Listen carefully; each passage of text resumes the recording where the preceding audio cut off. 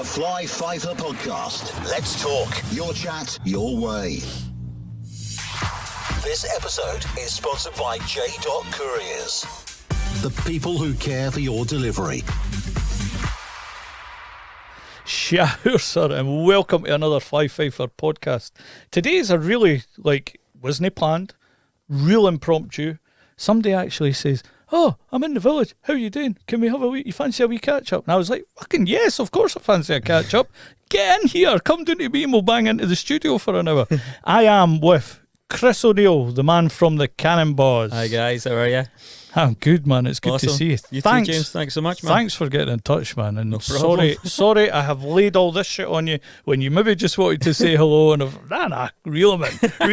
Come on, let's do a podcast. Get a chat, quite right. Kris, first of all, I want to thank you for that experience of all of you guys going to Murphy's Calf. I think they quite enjoyed it as well. Yeah, you're very welcome. I really enjoyed it. It was a buzz for me because podcast. No, it's my third one up here, but nothing like anything Amazing. like what you guys do. Amazing. And to do that with you and speak to the guys, and I forgot already the American boy's name. but Jay Roberts. Jay Roberts, yeah, great guy. Cannonball Run. The other guy for Saving Lives 999, the ex-PTSD 999. Oh, that's right. Yeah. Another great yeah, conversation. Spencer. Yeah, and then the biker as well. Davey, and then yeah. your sponsor for that, what was his name again?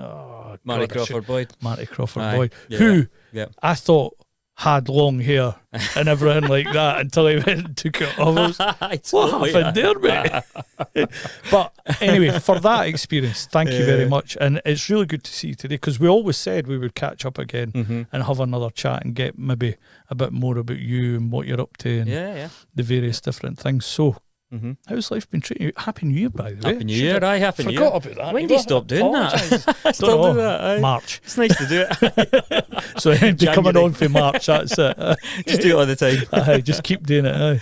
Quite No, right, it's quite good right. to see you. Thank you. So, where are you at? How's life treating you? Yeah. Hi, can I just take a couple of minutes of your time? One thing I've noticed with the podcast is I've started looking at these analytic things. Should never do that, it's weird. But anyway, in the last 3 months, we've racked up over 30,000 viewers over the last 3 months, which blows my mind because I had that 3 months before, there was over 30,000 viewers. So what I wanted to say, or something that I found out by viewing these analytics that I never ever knew really much about or wanted to know much about, and that is that almost 90%, I think it's 84.1% of our viewers are not subscribed. Now, I've been getting the mickey taken out of me about coming on to do this little segment to say, please, if you come across the channel, could you just like and subscribe to the channel? It's the only way for this channel to grow. It's the only way that I can make it better, is if more of you come on board, more of you subscribe, more of you watch, share, subscribe, like and share, or whatever it is they all say. But to be getting 30,000 different curtain twitchers, as we would call them, and then, that, what was that said, 84.1% that aren't subscribed to the channel. If we could just get that down to even 50%, it would help this channel grow so much. And I don't know, this feels like I'm begging, but I'm not begging. So every little would help the growth. And my promise with this is that the more this channel grows, the better the conversations we'll get, the bigger the guests we'll get, but we've got to grow it organically. So please help me help you enjoy what you see by just, click the button, subscribe, like, and share with your friends. You won't like everything, but you might like something. And that is why I do this. It is done purely as a hobby and as a passion to talk to people, hear people's stories, not to be judgmental on anything at all. Race, religion, colour or creed does not matter to me on this podcast. I will talk to anyone about anything. and I look forward to talking to you. So we wore a very apt top today because I was getting ripped into about making this video, and it is, shh, no one cares. But you do, because 30,000 of you are watching on occasion. Stop curtain twitching, start hitting that little buzzer, hit the little bell, hit subscribe, and help me help this channel grow. Thank you very much. Thanks for watching. Right, back to the whatever we're doing. I think the last time when I was in Cannonball's run, I had a back injury, so I'm now back at work. So I've been back at work for the last 3 months, back paramedicing again, and back enjoying it again and helping folk. Yeah. So and then organising Cannonballs for Cannonballs 11, which is the this year. So this year, right? When's that going out this year? If anybody's want to sign up for it? May the 4th, Star Wars Day. May the 4th. So that's in North East 250, which is so, like from Elgin over the back of Tom and Tool, Braemar, and then back into Aberdeenshire on the Moray coast. Yeah, and then finish off at Hopeman Caravan Park. It's beautiful, 250 miles. Just lovely run. And how can folk find that? Is it just social media? Cannonballs? Cannonballs.com, Cannonballs on Instagram, and we're on TikTok as well, we're getting into TikTok stuff as well. Aye, good. I'm sure so I'll share it all again on this when this goes out anyway. Amazing. What about up this way? Another... We doing anything up this way again? Do you know, we're actually looking at, maybe we've done NC 500 to death, so I think we're going to we'll start going south, I think. So we're talking about possibly, one more definitely. I've done a little kind of, just a poll to see what everyone thought, and everyone kind of thought, well, the roads are really bad in NC 500. There was a couple of people had, alloys needing done and tyres burst and bits and pieces. There's a lot of expensive cars that some of you were running about with, so I can understand that. Really, there was a couple of camper vans came along as well, and they needed new tyres and stuff. We go back. Potholes were huge, honestly. Needed a rope to get out of some of them. It's becoming a UK problem, and it really is. Potholes, it's a shame because it's a beautiful road, and if they the sort of infrastructure, and there's a lot of, and it's kind of increased over the years of doing it. But your man Jay said the best thing ever. Like, if you're going to do any kind of Cannonballs, any kind of event like that, hire a car. Hire the best car you can with all the cover that you can. He says, and then if you hit a pothole, somebody else's problem. It's all covered. Problem, man. That's it. He's a legend. What a guy, eh? He's a total legend. See, when he was telling that story, what he did. I know. The Prius, I know. And you're thinking, right, so you're everything. You're eating, sleeping, you need the toilet, it's all happening in that one. He got another record not long after I think he'd done it but never told anyone, but autonomous driving. So he did that, from sea to shining sea with the autonomous driving. So he was the first in the world record to do that. Him and his good lady wife, Gypsy, the two of them did that. Hope they see it. We'll need to share it with them. Definitely, definitely. Because I said to him, if you're ever over again, give me a shout. He would do it in a heartbeat. Honestly, he would do it in a heartbeat. Yeah, he's a great guy. Really lovely guy.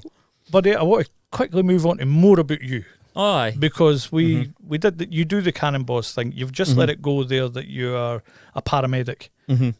Never knew that until you let it go today. Did you not? There's one aspect of your life that I didn't know. I knew you did the charity stuff and things like that, but I actually thought you were kind of, as you perceive something, I thought you were a musician and that. We'll speak about that in a minute.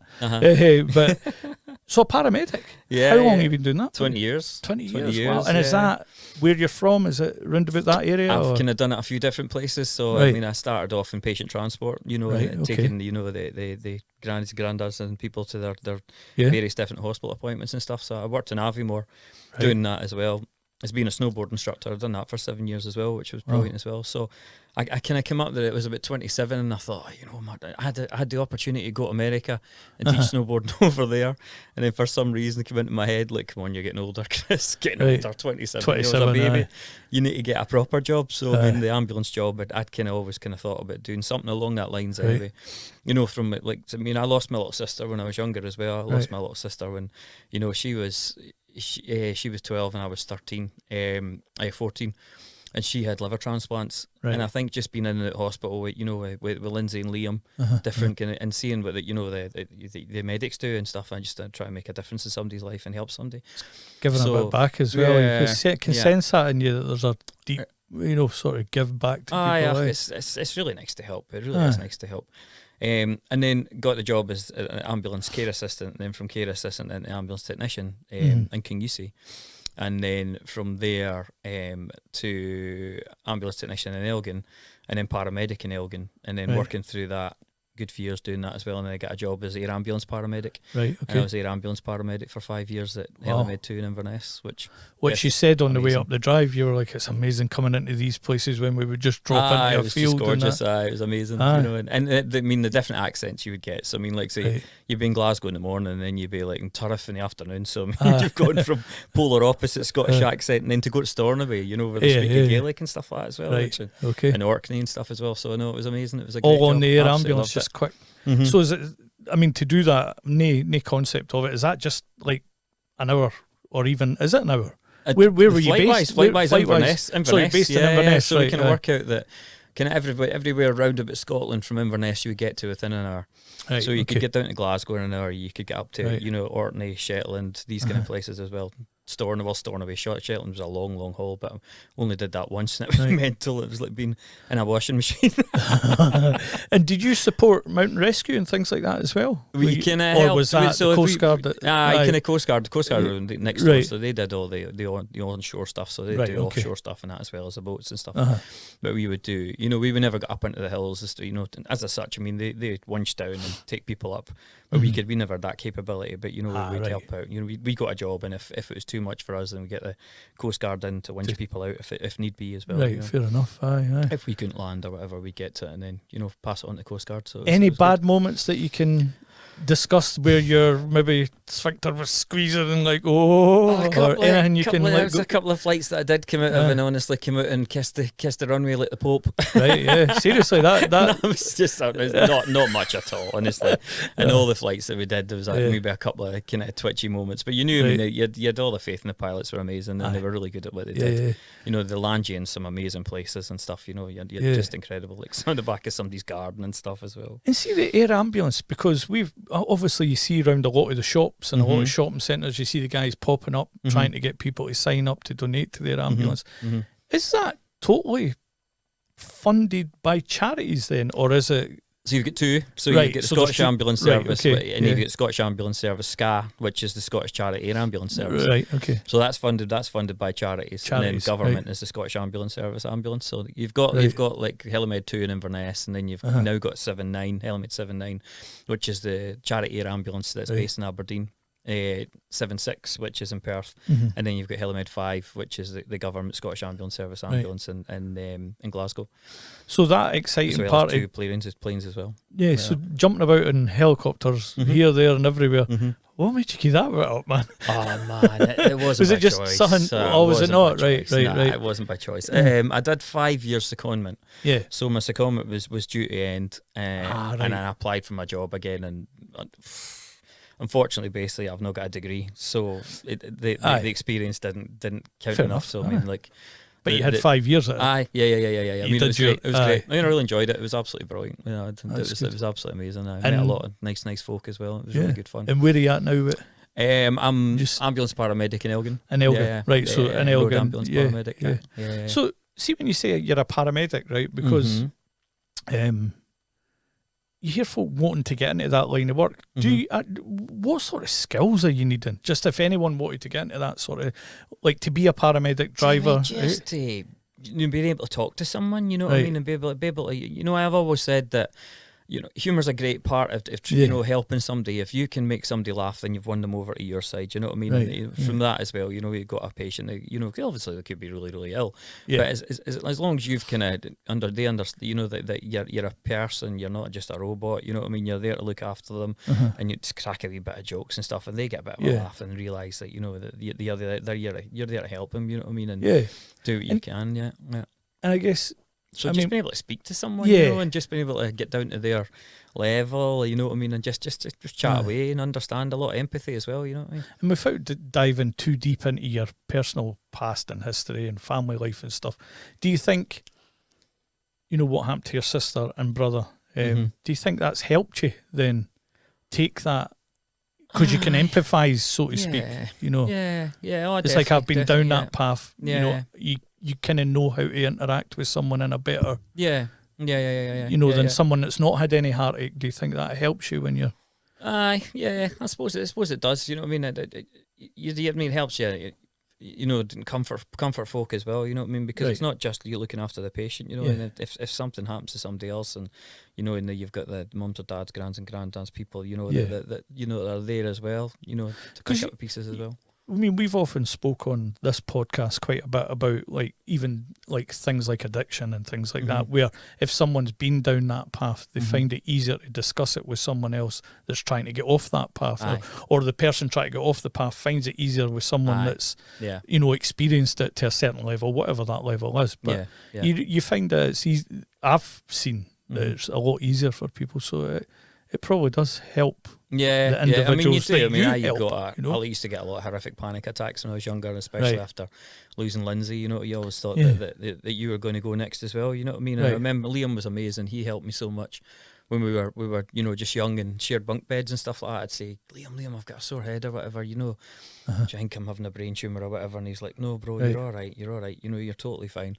And he just helped. You know, he was just an amazing guy. Just, you know, he helped me through a hell of a lot. You know what I mean? And just and learning about after Liam's funeral and meeting Liam's friends and stuff that you never really knew much of what Liam was like outside of you know, of how I knew him. And we'd come over and we'd have pizzas and watch movies and Star Wars and smoking. So you'd have that brother, the brotherly joint, and my brother Stephen as well. Liam would come home from Aberdeen just to watch episodes and stuff with him. You know, Sopranos and bits and pieces that they were watching.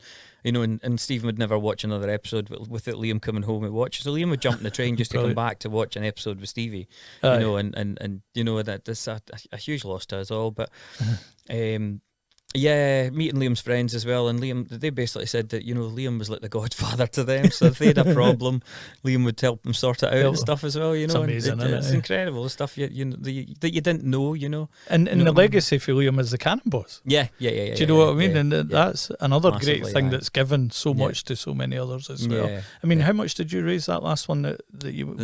last year, 13 grand. 13,000. Do you know what I mean? It speaks for itself, isn't it? Really, you know what I mean?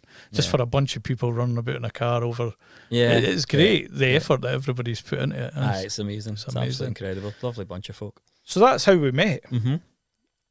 I want to talk about, because you let us on go earlier on, that you've got a new venture coming. Is that a part-time venture? Is it full on? Are we giving up the ambulance service, or are we? No, where are you it's just at the moment kind of hopefully we'll be sideline. You know, sideline. What I mean? It's just you know, something that I really enjoy doing. I mean, I enjoy doing the runs and stuff as well. And it was just, you know, having a chat with a friend of mine and just thinking, you know, what else could I do? You know what I mean? I've been a paramedic for 20 years, you know, and snowboard instructor for 7. But you know, obviously tons of wee tiny jobs as well, honestly. But and clearly, you know, Scotland with flying all over it, you know, paramedic, being all, you know, you'll know your way around. Setting up routes and being a tour guide and stuff like that as well, you know. So I set up Adventure Discovery Scotland, which is a tour, essentially a tour guide service. Somebody would, so like I've got the car, you know, the GT4.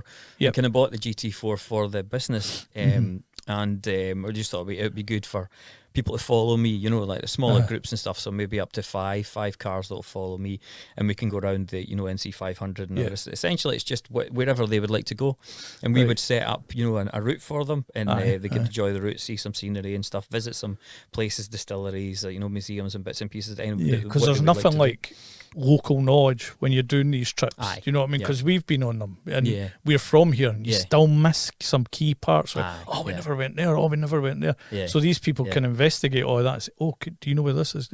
So that local knowledge of Scotland, you know, it's invaluable. That is probably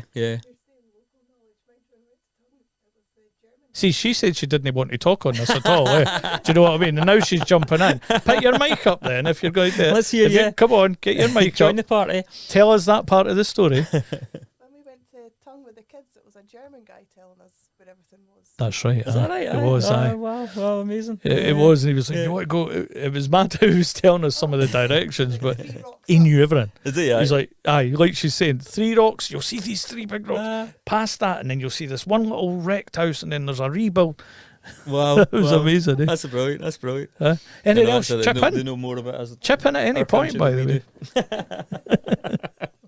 So talk more about that really then. Good. Yeah. So Adventure Discovery Scotland. Sell that. Was just just a a kind of bespoke tour company that you know, people will get in touch and hopefully just say, look, Kris, I'd like to visit here. I'd like to visit here. You know what I mean? And, you know, can you sort us out with a hotel and bits and pieces as well? You know, pick us up, take us about and stuff as well. So it's good as well where I live as well, because you're right on the kind of heart of the whiskey country as well. Yes, you are. So you've got a lot of distilleries around, you know, just a small area which you could visit, you know, a few in a day, you know, and stay at different hotels and stuff as well. So that's kind of idea behind that. So really. what do you think? Where do you think you would pitch that then? Do you pitch that to other tour companies as well, or are they?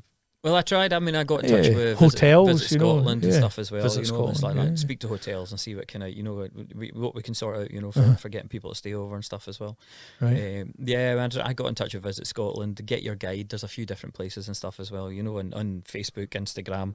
These kind of, I set them up as well, you know, as well as a website. Kind of. I've never done a website in my life before, so I managed to set up a kind of basic website. Right. With the Adventure Discovery Scotland. Good. So they say that people buy from people. Right? This is a common thing with me, hopefully, isn't it? Where I was a part of this business network. Yeah. I'll name it BNI. Oh, yeah. Aye, cool. I forget the full name of that, shouldn't I? Terrible. Sorry, Colin. It's like Business Gateway. It's like Business Gateway, BNI. It's like where a whole load of new businesses and old businesses, they all get together, they discuss things and swap work. And it's they've got things like Giver's Gain and things like that. And one thing that stuck out to me is that people buy from people. So this is what I'm going to lay. I wasn't laying any cards out. You're not getting a tarot reading or anything mad like that, right? I've laid these cards out, right? Because people do buy from people. And what we've got here is a little box set of cards where it is, how deep will you go? Okay. So you're going to pick one. We can do the whole lot. Yeah. The last time we did it with Radio Sky, they went for the jugular and went with the hard one, right? Which was getting deep. They went straight Balls in deep. there, and then yes, and cannonballs deep. Can't stop it. They went So what we're going to do, to learn more about each other, during the podcast, let's do this. Aye, cool, man. Yeah. I have not preset these. I do not know what you're going to get. I have no clue what I'm going to get. So you're going to pick mine, and I'm going to pick yours. Okay. But you can go first, right? Right. Okay. What would you like to start with? Oh. We have level 3, getting deep. We have level 2, confessions. We have level 1, icebreakers. Or no level. Why is that not got a level? Level hee-haw. Level hee-haw is the wild card. Where do you want to start? Well, I've met you before, so we've done the icebreaker, I think. So we'll just go balls deep. Cannonballs deep again, right? Cannonballs deep. Okay, this is for me. This is for you. I should have let you go first. I should have see what you did there. But anyway. Yeah. Oh, I can't do this one. Have I got to be naked for it or something? No, I did it on the last podcast. Oh, did you? Okay. Where I put the camera on, and it's that one. And I've already done it. And to do that again would be a sham. So I should have let you go first, because that might have been a good one for you. Right, here we go. Oh, this is another one. I'm sure I got this one as well. I can't have it. It was a different pack. Right, Kris. Yes, man. I'm going to ask you. Go. Okay. Yeah. Are you holding on to something you need to let go? Now, you chose to go balls deep. We could have went icebreaker. We could have went level 2, but you've went balls deep way. Are you holding on to something you need to let go, sir? Probably a few things. It's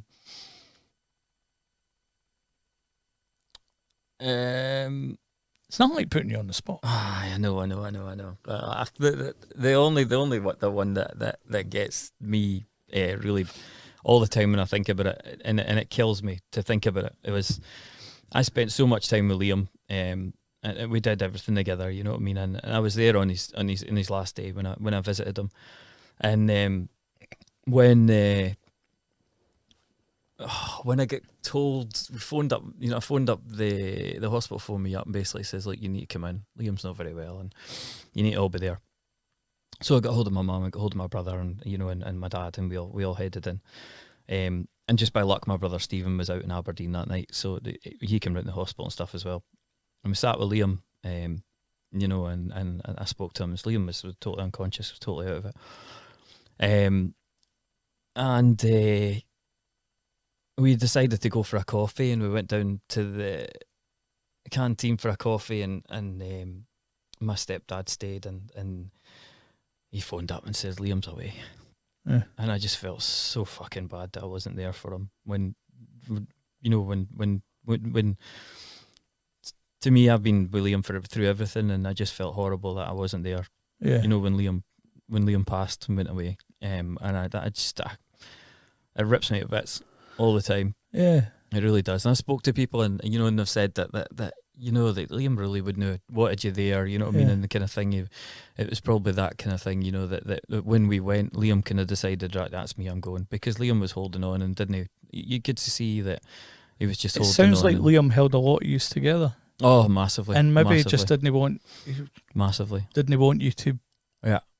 Yeah.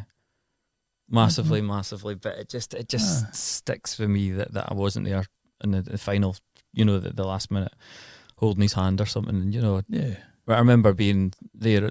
I went to visit him that day, and it was during bloody COVID time, so you were only really allowed in for like an hour or so at a time. But I mean, the nurses were really good, and they let me stay quite a while, and I went in, and Liam was really, really bad.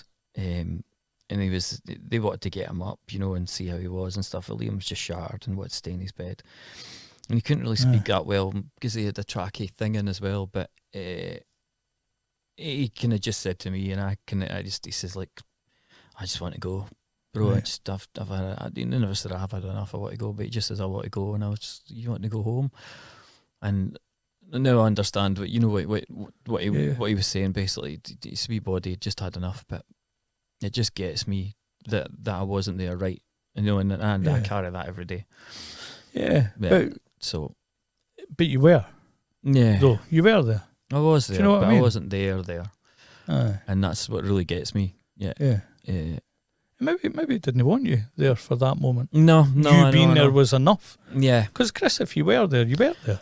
I know. You were in the hospital. You were there. No, but just to get that phone call saying that he's away, I was just like, oh Jesus, we should have been there. Mm-hmm. But that's what gets me. That's what I hold on, and that's what I need to let go, because it just rips me to bits thinking about it. Wow. Yeah. You chose that one. Wow, mate. Hard, eh? Aye. Yeah. Aye. Should we move on? Go for it. You pick one for me. Give me a nice one. It's your turn to pick for me. A confession. Oh no. My future wife is here, Kris. I thought it was just going to be like Cards Against Humanity or something. Nah, man, it's how deep will you go? Oh, there's a belter. Oh my God. What was losing your virginity like? Well, listen. You need to look at the last podcast for that. Pick again. I really? got that on the last podcast. Yes. They've heard that one. You've no. I think I need to shuffle the cards. Yeah, definitely. Right. Go on then. Why have you kept going? Wow, that's deep as well, man. Why have I kept going? Well, I don't know. It depends. There's context. Mm-hmm. So there's a lot of context you could add to that. Why have I kept going? I kept going with, let's use the podcast. We moved out of the Central Belt into the middle of nowhere, and this place was born. Yep. This place was built.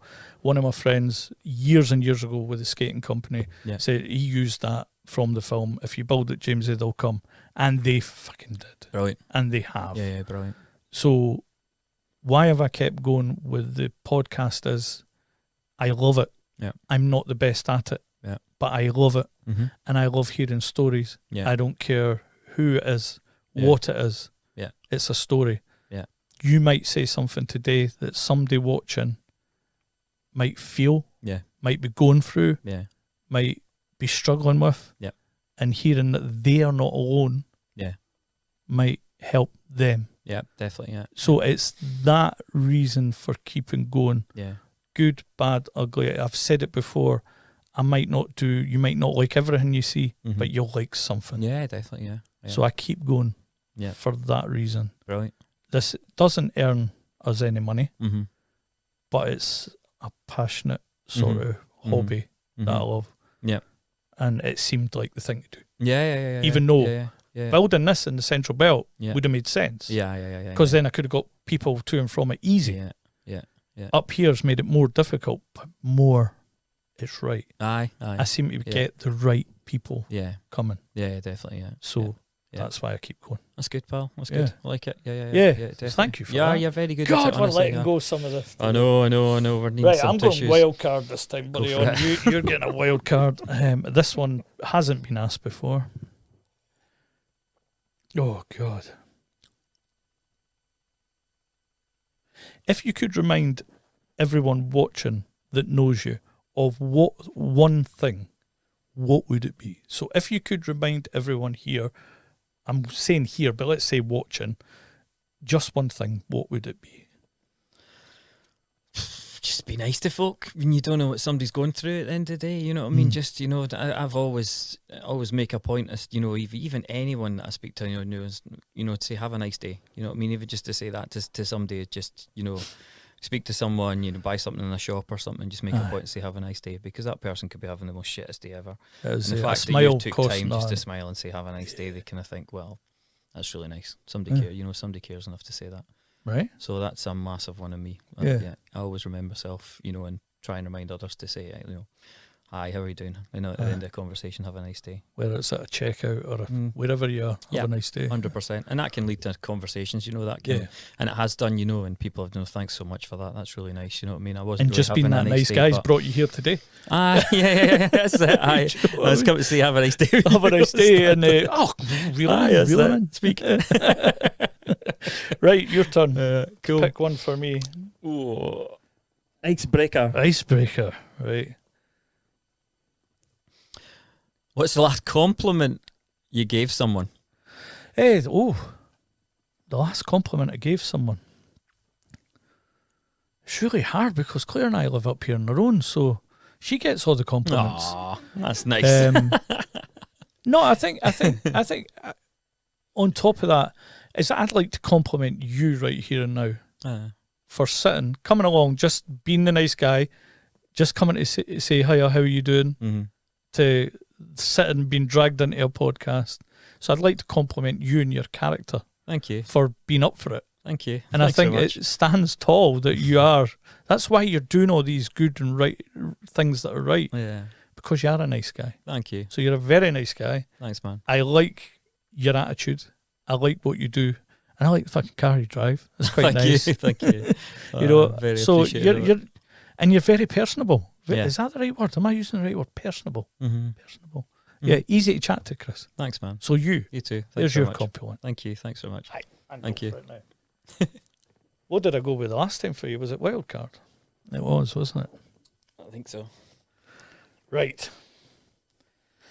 I feel like this is another kick in the balls, mate. I'm sorry for you more than me.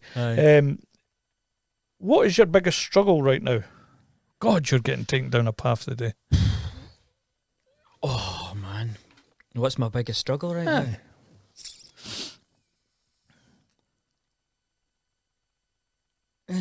That's a difficult one.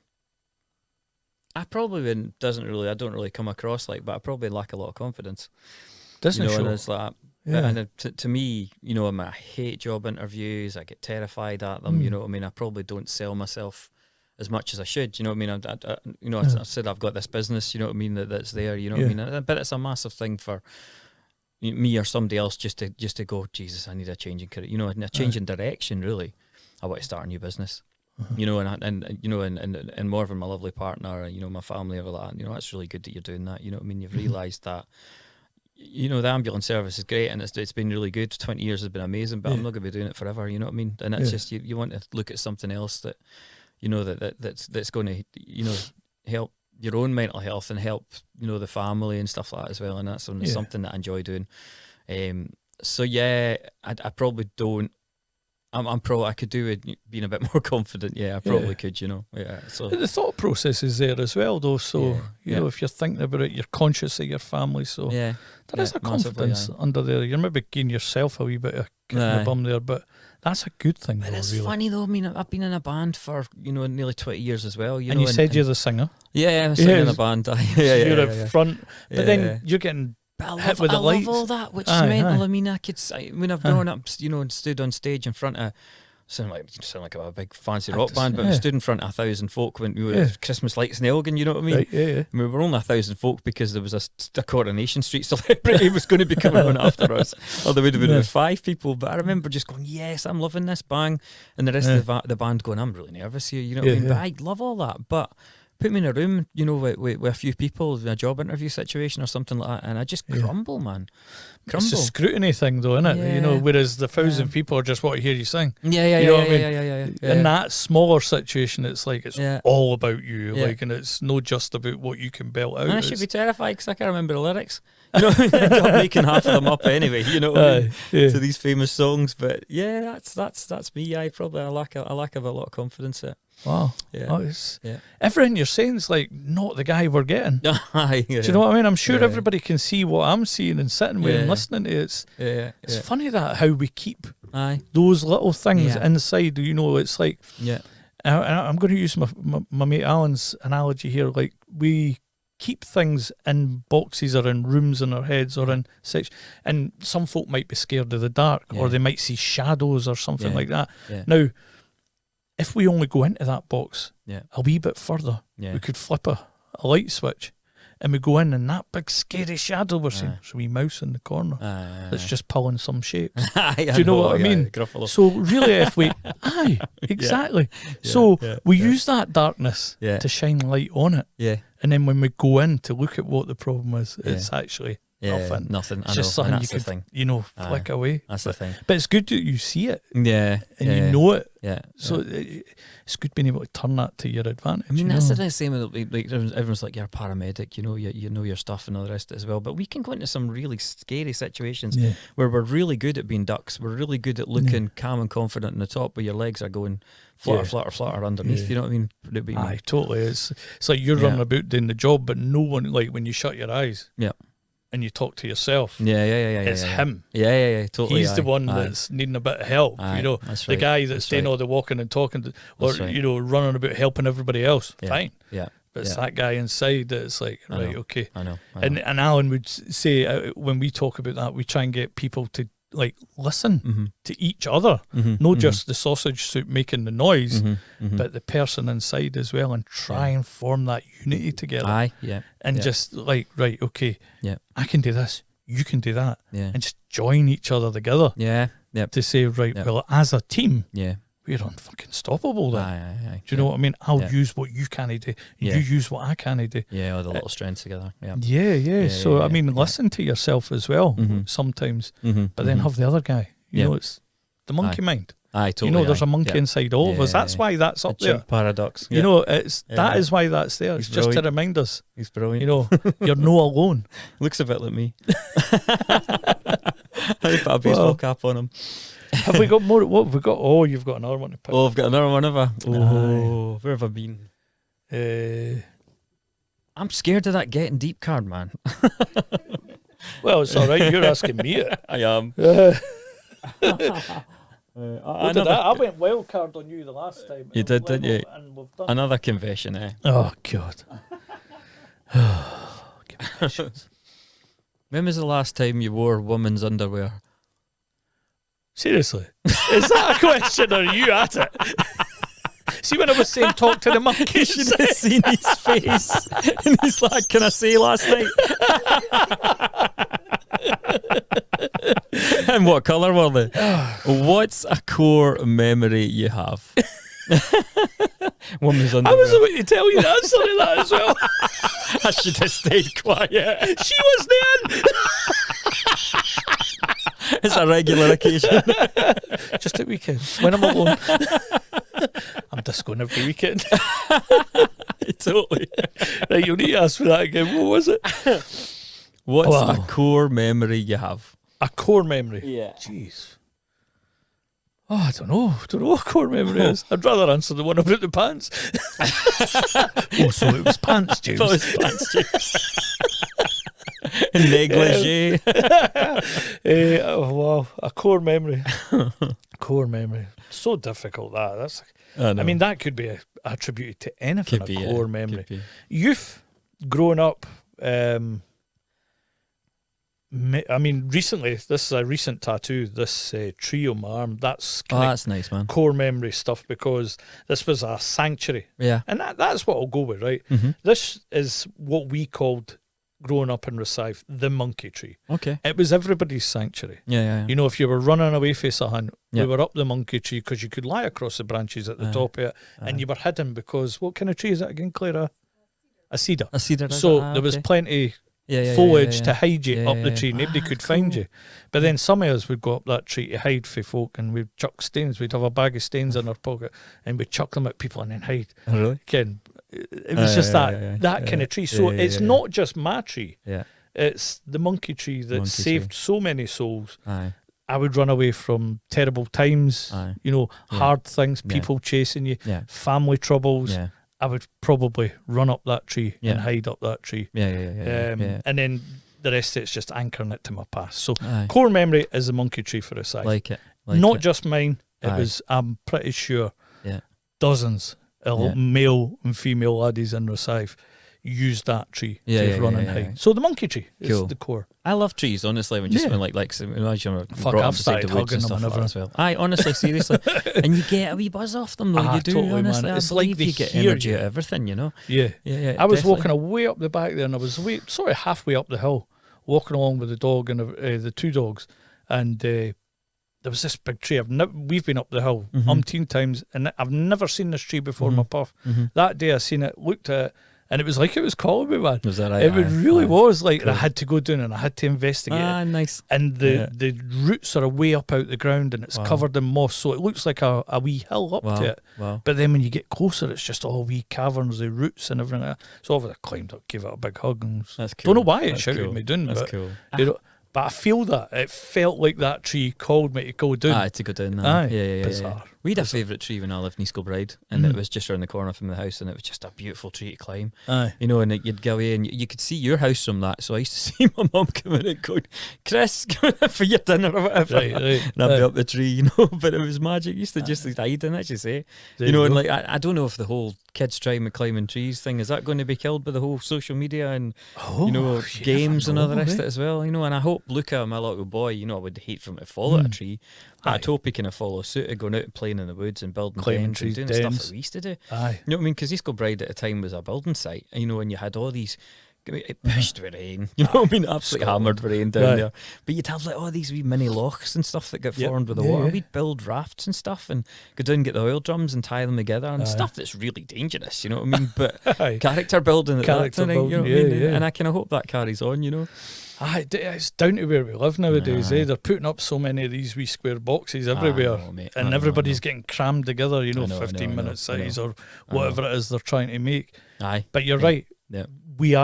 Society is losing. You know, the row of houses with the woodland at the back in Rosyth and up here, you know, middle of nowhere. I mean, I would tell everybody, you know, quit that existence. Move to the sticks. You'll find something to do. Definitely. And if you work from home, what are you doing? I know. Exactly, those people that work from home. Totally. No, that's the thing. I mean, I try and encourage, you know, kids go out and play, you know what I mean? It's nice to see them making their own fun, you know what I mean? That's the thing, you know? And it's character building, as you say, Some, you learn how not to hurt yourself, you learn what not to stand on, you learn what not to touch, not to lick, you know, not to taste, not to drink, you know. You learn. You'll never learn that when your pal falls out of a tree. Exactly. Right, cards. I thought we did an icebreaker. I must have put one away. Right, I'm going to do that. I've got my cards. You've got yours there. So you've done 2 for 1 pile. So I have. 3 for 1. Oh no, we kept one out because it was a repeat. Right, buddy. Yes, man. Business head on now. Yep. Okay, so I'm going to relate it to business. And what makes better not be sums. No, you're all right. Accountants, they deal with that. Exactly. Aye. You drive the business. Let them work the sums out. That's how I see it. Cool. You know what I mean? You get the work.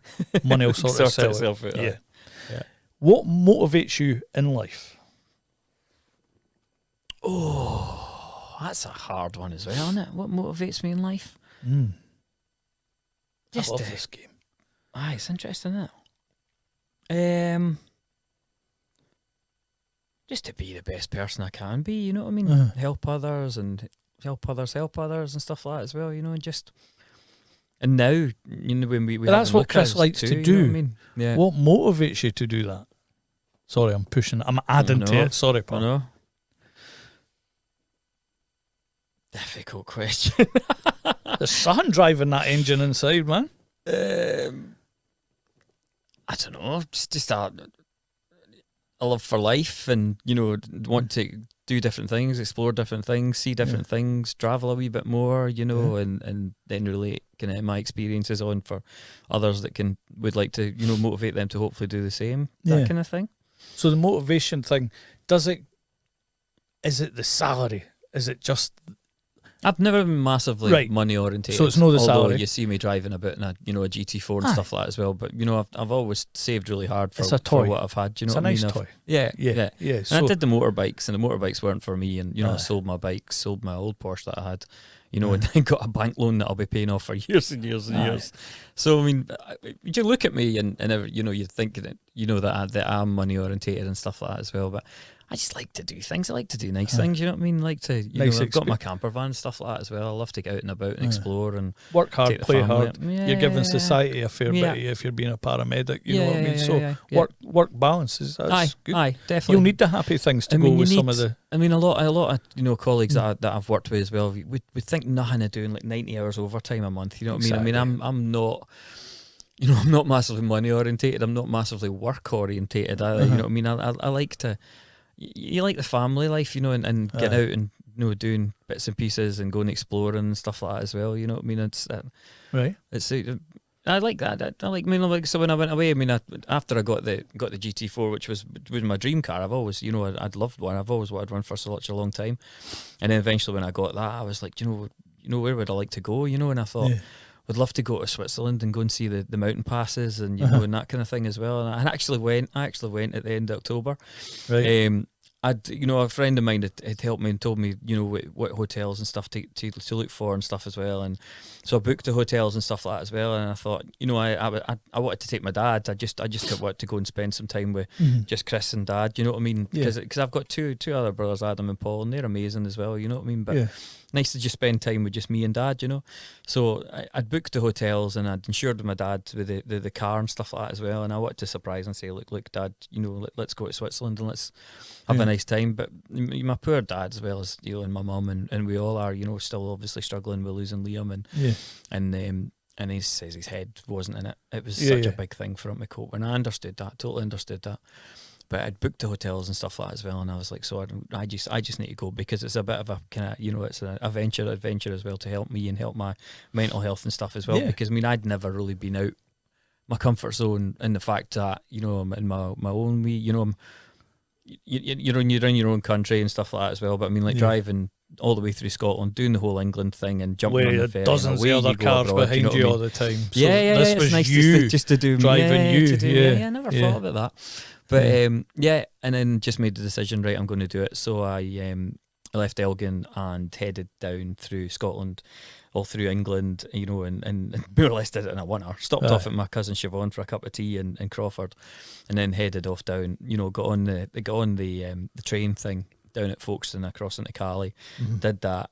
Come off the train, thought, well, I've never really driven on the right hand side of the road here. And as you come out the train, it just spits you right onto the motorway. So I thought, right, I need to get this sorted in my head. So found a wee roundabout just before I went onto the motorway and drove round it loads of times to try and get in my head driving on the right hand side of the road. So I was like, right, get that sorted. Jumped the motorway and drove down the road. And did you not find it easier though? Once you'd got over that initial... Do you know this? A couple of times I actually drove on the wrong side of the road because I got a bit carried away. And like, so when I was on the mountain passes, I put like a Cannonball sticker on, could put Cannonball sticker up half of Europe, you know what I mean? Everywhere you could. And I was up, and I think it was like the Furka Pass, and up from where the James Bond Hotel, the Belvedere is. And I stuck a Cannonball sticker, and I was, it was magic, and I was just buzzing. I just, look where I am, this is just amazing. And then jumped in the car and drove out on the other side of the road, and I'm driving down the road, and these bikers are coming at me and flashing the lights as if to get yourself So I stopped, right, and I was like, oh, Christ's sake. So then they did a U-turn and then came after me, and I'm right by that time on the rear. So then they pulled over and they were going, nah, in German, right? And I was like, I'm really sorry. Like, I'm Scottish. I've just got a bit carried away and I thought they were going to do me in because they were raging at me at one point. But then they were just like, Scotland, welcome to the country. Yeah, fucking here you go. Exactly. That's it. Here's some of our stickers. Let's probably get some of talking to yours. Scottish, fucking leave them. Exactly. Just mad, eh? But yeah. So just a lapse of concentration, But no, it was a beautiful journey. It was amazing. I mean, by the time I did the whole France thing, I went down France and went into Reims, and then the next day I went to this Circuit de Reims, which is the old Formula One track, which was just stunning. That was amazing.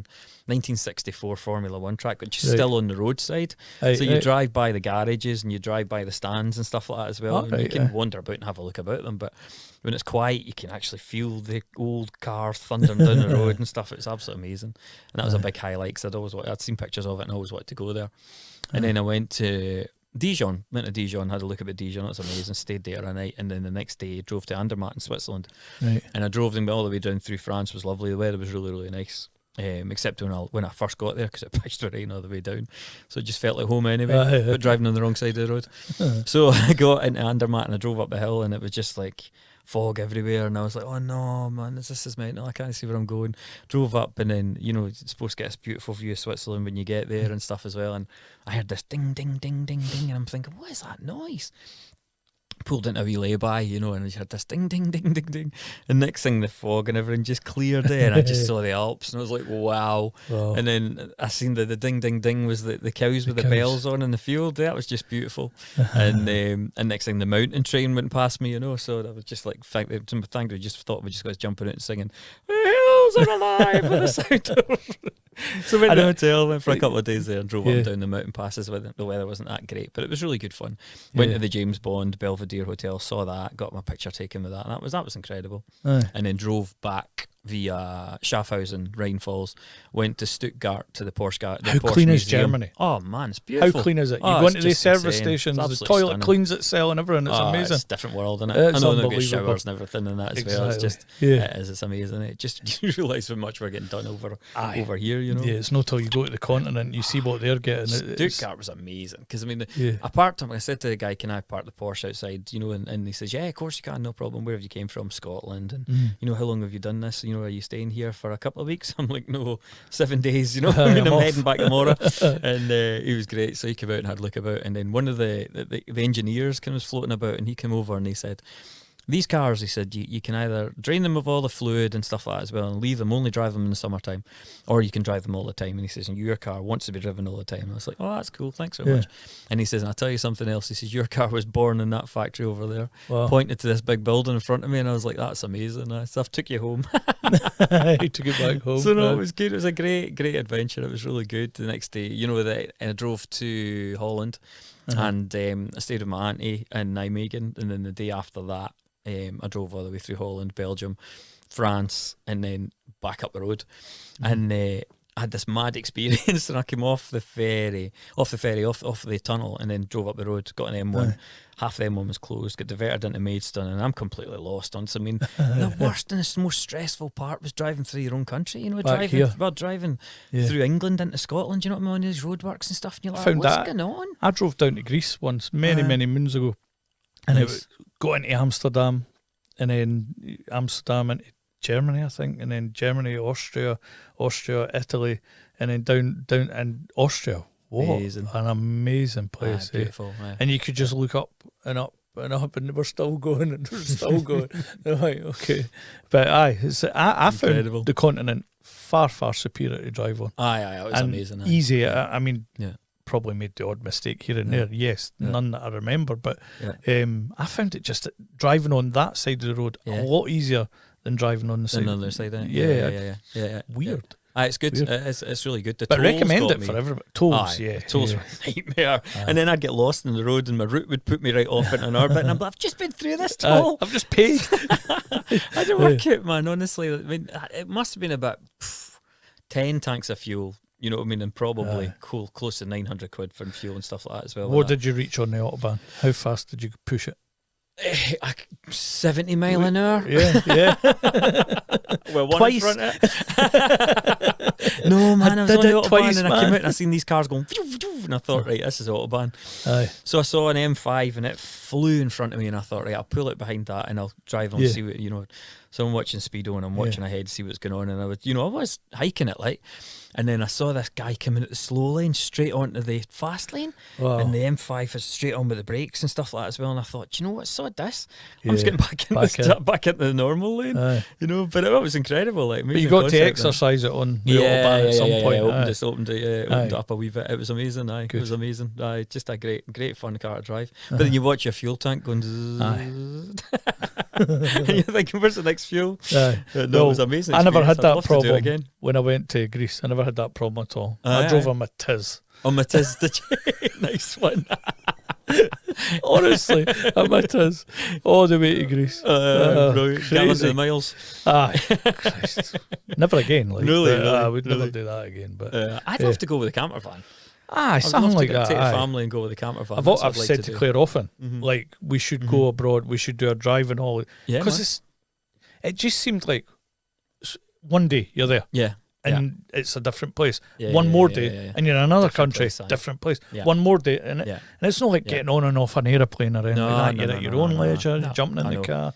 You're seeing so many wonderful, amazing things. I think I'd much prefer driving it than flying it, you know what I mean? Because as you say, you're there in half an hour, 45 minutes, and you're there. I try to talk Claire into us driving down to Spain for a skating event. We didn't do it. We're not going to do it anyway now, but I was up for that and taking the kids as well, because what an experience, you know. I used to think people going there, you think, God, it must take ages to get there, but it's easy. It's 2 or 3 days. I know, it depends how fast or how hard you want to hit the drive. Stop and see some nice things in the way. I would recommend it to anybody. That was incredible. And that Rhine Falls, have you been there before? Schaffhausen, that was incredible. Yeah, that was amazing. I've never been. Huge falls, and like the stairs take you right down. There's a viewing platform that just looks over the falls, and you're like, if this goes, you know what I mean? God, it's insane, and about 100 people standing on it, you know what I mean? But it's incredible. I'd be the one bouncing on it to see if it moved. I'd have to see how many other people moved. I'll get this to myself. All I can think of is that scene in Superman when the bridge goes and he gets it. Superman. I was in effing tears at the Leaning Tower of Pisa, mate. Because I was sitting in this wee restaurant looking at the Tower of Pisa, eating pizza. And I'm like bubbling, and folk were like, "What's wrong with you? Have we ever seen that on the telly?" You know, Superman straightened it. Totally. You know, I pushed same it up, again. A gondola Bad in Superman. Venice. I was in Venice, a gondola, greeting my eyes out again, eating a cornetto beside the gondola. Just one, greeting just one. Just one cornetto. And I was bawling my eyes out. Just the emotions. Have we ever seen this on the telly? I know, that's the thing. I'm not a big traveller. That's the thing. I'm not a worldly wise guy. That was the one trip that I did that just so many things blew me away. I get lost all the time everywhere I go as well. I mean, I've been leading Cannonballs Run for the last 10 years, and I think the first year we did it, got everyone together, and I drove past the bit we're supposed to go the NC 500. Did a U and came back and down again. I remember doing a run, and we were doing the Bandit Run, and we were down past Aberfeldy. No, we're heading towards Aberfeldy. That's when we're going down the A9. And you're supposed to turn into where Ballinluig is and then come across the bridge and then towards Aberfeldy. And I got a bit carried away again, kept going, and didn't realise that I had 30 cars behind me. Did the same. Jesus, where am I going to go now? And I'm looking, it's going to be Perth or whatever. But the sat nav took me across this, and it was just this wee stupid one single track road up to a farm or something. We did a U-turn and drove back onto the road. I'm leading this as well. What an arse. Sat nav off. Oh, it's funny. That's the thing with Cannonballs Run. I mean, it just works. You know what I mean? It just works. It's just it's amazing. You know what I mean? It's where would we be without sat navs, Chris? You do a lot of driving around, and you know your stuff with cars. So you imagine turning that off for everybody. Imagine going back to the old days of the maps and stuff like that. Where do you think we'd be? I think half the folk can't even read a map. When I first started in a helicopter, it was maps. Right. To learn how to map Seriously? six-figure grid reference and that kind of stuff as well. Right. And that took me a wee bit of time to try and get that into my head, you know. Right. Because it was just like maps, you're pulling out all these maps, you're turning it upside down and you're folding it and stuff like that as well. So you can show where you and you're the two of you, the pilot, you're in the front of the helicopter and you're doing navigation, because the both of you have got to agree this is where we're going. Yeah. Because you get a six-figure grid reference from ambulance control to tell you where you're going. And you've got to work it out. But now it's iPads, you know what I mean? So you type it in an iPad, bang, you're there. It shows you. Even just press direct, and it flies the helicopter to it. Right? So it's automatic pilot, basically, and that flies it to it, which is an amazing world we live in. Man. Oh, it's nuts. But yeah, we'd be lost with it. I think we would be lost with it, honestly. You know what I mean? It's like you're like putting as you say, just putting a postcode and it takes you straight to it. Yeah, I'd still get lost though. Honestly. What was the postcode again? Exactly. Where am I going? Where was I? Right. Speaking of, sorry. Aye. Well, see, it's the instructions. I'm not reading them. I'll fix it together. She's obviously clearly ignored me, because you've got to point the mic at your face and then you've got to turn it up. Or nobody will hear you. Oh, you've turned up the wrong one. Are you talking to it? I can't hear you in my ears. Oh well, you're off. Sorry, pal. No, that's a shame. Shout! What was that? I can still hear you.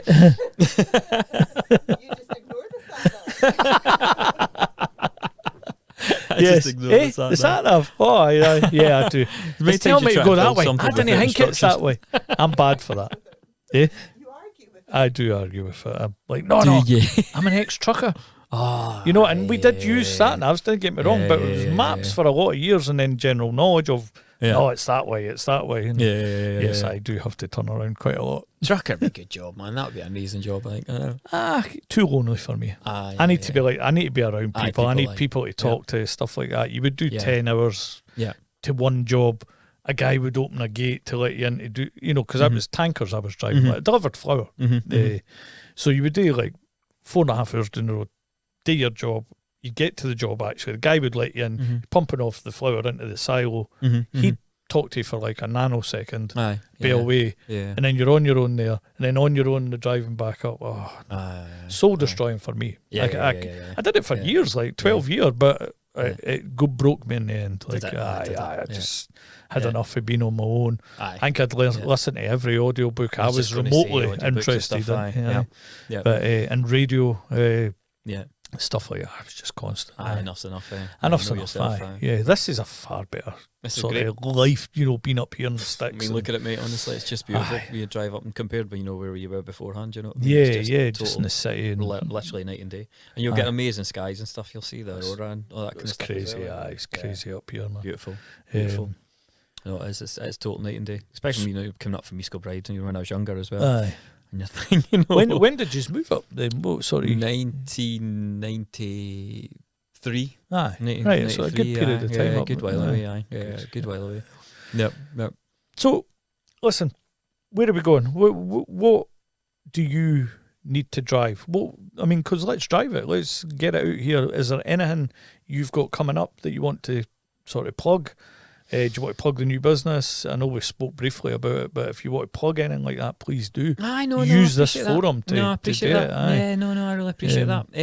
This year, you know, Cannonball's run, you know, we're supporting Andy's Man Club. Yep. Which is men's mental health. So I mean that's which is really, really good. We're looking forward to doing some events with that as well. And we usually kind of just follow one charity. We help at one charity, but this year we're doing every event. We're going to help at a different charity. Good, which is going to be good. So I mean, like a lot of people get a different piece of the pie kind of thing as well. Which and the main one will always be Marfan. Will always be the Marfan Trust as well. You know, it's for Liam's charity. So that's the thing with that as well. But Andy's man's doing a lot of work. For guys busy, out there. It's really, really popping everywhere now. Everything you see about them, it's a new group here or a new group there, which is really, really, really quite good. I know, it's brilliant. It's brilliant. So quite. I mean, they reached out to us, you know, and basically, said that, say you support a different charity and stuff. With any chance you would like to help us out? And I said, no problem at all. No problem at all. So you'll know about, because I've tried to get a couple on. I've not probably spoke to the right people right enough, but I've tried to get guys on from Andy's Man's Club. But so see, them being a charity, your support to their charity. where does that funding go? Does it go into like the booking of halls and the booking of rooms and the booking of... I imagine I have so. no idea. I'd love to get you on someday at some point. Clue either, you know what I mean? But just you give the, so I imagine it'll just be awareness and stuff like that as well. You know what I mean? Even to go. I mean, like so they gave us a lot of the bands and stuff like that as well. So merchandise and stuff as well. And it's just getting out there. You're getting the name out there and stuff like that as well. I think it just I must try that, Claire. I must try and get somebody for Andy's Man Club on, somebody that not just the local meeting or something, maybe somebody that's I'll need to try that. And I just we just supporting mental health, and men's mental health, and suicide awareness and stuff like that. Huge, as well. It's massive. It's massive. And I mean, you can look see a lot of it with my job as well. But I've had a lot of friends that and friends that have tried it. You know what I mean? And and I remember going to a friend's house and. Walked into the door and he's got the rope tied up at the banister and stuff like that as well. And I'm just like, oh, mate, you know what I mean? I didn't realise things are so bad, And the fact that these things are, boys don't cry. We just spoke about that with the last lassie that was in about boys don't cry and stuff like that. Man up, No. Need somebody to talk to noon again. And like that, my job as well, being a paramedic as well. We're all haunted, man. We're all haunted. At the sharp end of stuff I've seen and dealt with. So people would never deal with half of that stuff. Or even a day of that stuff in a lifetime. You know what I mean? And we're getting it daily. Sometimes it's not the answer daily. To offload your baggage that way because you're just giving your baggage to your family. I know, if indeed exactly, there is baggage, there might not be in a lot of cases. But I mean, I've always been lucky because I've been able to talk to my mum about anything. I've been able to talk to the Morgan and my partner, my dad, and these kind of things. You know what I mean about it all and what's on your mind. You know what I mean? And you just have to because you go mad if you don't. I mean, I remember speaking to a friend of mine as well, and we're talking about the analogy with the box and stuff as well. And he says everything goes into a filing cabinet in your head, and he says, and it all gets filed away, neatly filed away, on that day after you've dealt with it and stuff like that as well. And he says something will happen, just you don't know what will happen, what will trigger it, but that filing cabinet will open, and that image will come flying out. So I mean, I can't watch the murder movies and bits and pieces and stuff like that without going, I'm actually seeing, what a ringtone now. Is that you? You can actually see what you dealt with, what I mean, when you're watching the movie, and and that's how do you get that to go away? You know what I mean? That's you're stuck with that. You know what I mean? You've dealt and seen it, and I said it was a friend of mine that was in a helicopter. He's get rid of the filing cabinet. We're all haunted. I would say we're all haunted. You know what I mean? And it's get every file open on top, and just build and push it down, you know, and I'm totally fine until it goes bang. You know what I mean? Until it's either drink, drugs, hitting somebody or fighting or whatever. I mean, and if I have a really bad day, I'll put a guitar out, or I'll put some music on, or I'll go out my mountain bike, or go for a drive in the ringtone over it. Guess who we've got on? I can't pause, right? But it's massive. It's just massive. You know what I mean? And up until recently, the ambulance service never really had any way of dealing with that. You know what I mean? But I've gone with TRIM and trauma risk and management and stuff like that as well, and practitioners and stuff. And and I mean, I've regularly take a somebody at work will be really down or whatever. I'll go into a bad job and say, look, let's get a cup of tea and a chat. You know what I mean? We need to have a speak about this. And I did an introduction to counselling course when I was off, when I had done my back injury and stuff as well, which was really good, and I really enjoyed it. And just sitting down and chatting like we're doing just now, you know Priceless. what I mean? You know what I mean? And sometimes it'll be total silence, and eventually something will come out. You know what I mean? And and what makes walking you feel and talking, sitting, totally, even working away, like helping each other, anything. 100%, we sit and whittling wood, even. Something as simple as that. I know. And then a thought will come and you can discuss it. Exactly. Huge, exactly. Talk is cheap. Meeting pals for a coffee and stuff like that as well, and let's just have a chat about things. You know what I mean? And they find it difficult to talk to somebody else. You know what I mean? About we may be able to chat to you about something as well. I've always found that you can speak to an absolute stranger about stuff more than you can sometimes to your family. You know what I mean? And that's. And I've done that before, you know what I mean? And it just comes out when you're sitting with somebody in a train. How you doing? What's that? Conversation and stuff. And through conversation will come out, what you need to say and what you need to get off your chest. Because you do. And it's priceless. Just that little bit of interjection. It's just like saying, hiya, how are you? Exactly. Smiling at somebody or how's your day? Exactly. Could just Exactly. Bring that person back from whatever dark place they might be going, or that particular day. Exactly. So it's nice to be nice, man. It is nice to be nice, man. And it's really free. Nice to be nice. It is. Exactly. Costs us nothing to smile at somebody. I know. Costs us nothing to say, hiya, how are you doing? I know. Are you all right? I know. Any of that. Aye. And I've always, said like, here's my number, give me a phone anytime you want to chat about whatever. You know what I mean? And I've had that phone call, an afternoon or whatever, people phone out, so like Kris, fancy a wee chat, like, can we talk about this? You know what I mean? And like, say, the young ambulance folk that are quite, very impressionable and haven't really dealt with or seen that kind of stuff as well. Yeah. You're basically saying, look, you will see these horrible things, you know what I mean? It's how you deal with it afterwards, you know what I mean? Yeah. Have a support network and have somebody that you can talk to about it. In respect to that, how do you personally deal with that sort of stuff? To start with was really difficult. Yeah. I mean, it used to take everything home with you. You know what I mean? Right. And then the next day you would think, God's sake, what's going to happen tomorrow? Am I going to get this again? But you don't deal with death and destruction all the time. You know what I mean? No. But when you do, you get it, and it's horrible. You know what I mean? And you kind of deal with. You do your best as a professional person, and you help the person as much as you can. Do you think talking about it as groups, like other paramedics, just getting it out, and saying, totally. And if we got a bad job or something, you'll make a point of kind of debriefing it and saying, look, let's have a chat, let's have a cup of tea. What did you think about that? What went well? Like connecting a day later or a week later or something, just checking. Totally, totally. Yeah. And you have to just check in with folk because a lot of folk don't, and it's the bravado thing. You know what I mean? And a lot of folk are just like, no, I'm totally fine. Fine. You're not really totally fine. You know what I mean? I'll make a point of saying to ambulance control, like, we need a cup of tea. I'll just take us off the road for 10 minutes, just have a chat and debrief about it, because we need to get this off our chest. Yeah. And it's more people need to do that because it's just this, this kind of bravado kind of thing. You know what I mean? No, I'm fine. Give me the next job. Yeah. But the next job could be even worse than you've just been to there just now. So you need that debrief time and just to, because the drink, drugs, anything, any vice whatsoever just turns it off for a temporary period. It does. And it'll just come back louder probably. And and people over the years of that you didn't realise had a drink problem or whatever. Yeah. But that's how they get rid of it, and that's how they deal with it. Their way to deal with it. Yeah. And from that comes other things as well. You know what I mean? Yeah. So you've plugged the Cannonballs thing there. Yep. So you're doing, what's the next one you're doing? Did you say that? Northeast 250. Northeast 250. May the 4th. May the 4th be with you. And then so that'll be really cool. People dressed up as Star Wars characters and bits and pieces. Guaranteed. Can't wait to see the stuff online. Probably share join us, man. Come join us. Do you know, please. There's things afoot where we will free up more of our time. We're pulled in so many directions at the moment, where, as you can see, you've got the podcast, got the skating thing, got life, kids, and all of that. So yes, totally. I fully intend to make more space to do more things. So I would love to come on a Cannonballs run at some point, albeit it'll probably be in a van or a banger or something like that. For anyone, you know what I mean? Anyone can come along and anything, just come along and enjoy it. That's what it's about, So let's wrap this up. Let's because that's probably a good hour. Nah, never in 8 minutes. I'm on overtime. There you go. And I know you've got somewhere to go today anyway, so I'm just going to head up over Applecross and then up to Liverpool. Is it Bialach open? Yes. It's open. It's open again. The next even check, you know that? Didn't even check. Yeah, so timing's perfect. It's reopened. Is that the road and bits and pieces done, is it?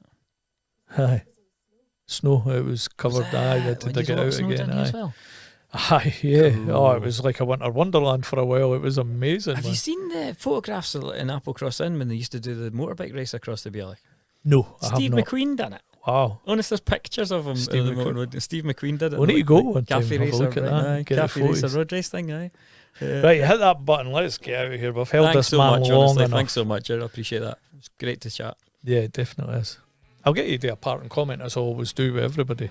And it's just whatever you want, say it to the camera, whatever. But Kris, thank you very much for sitting and blathering again. Thank you so much.